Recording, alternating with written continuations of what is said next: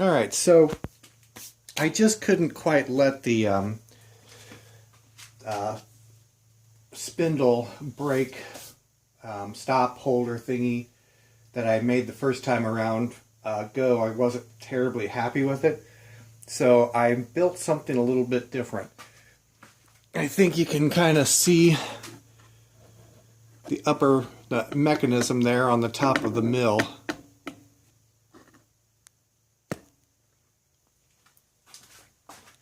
This is all what I built to keep the spindle from rotating so that I can do some broaching at some point in the future. It's just kind of crudely tack welded together.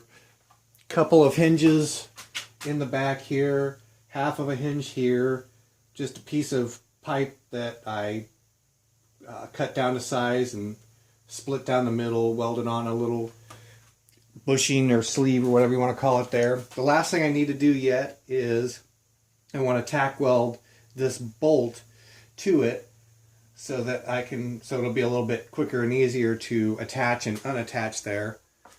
But as it stands, I'll show you how.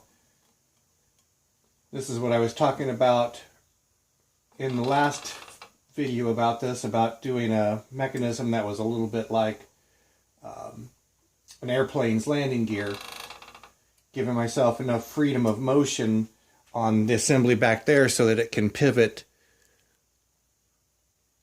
this way, forwards and backwards a little bit, and while this whole assembly goes up and down. So now I'm going to take the camera out and give you a little bit closer look at it. This is the part that clamps,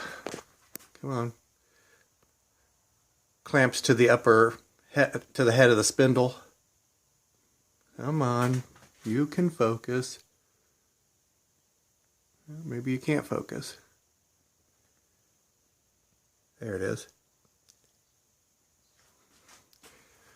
Anyways, there's the half hinge on the front edge, just a piece of angle iron, back to a pair of hinges back here, and then a piece of angle iron across the top of this thing to secure it.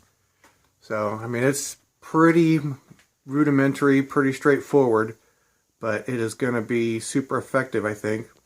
So hopefully in the coming days I'll get an opportunity to try test driving it on some actual broaching and see how it does.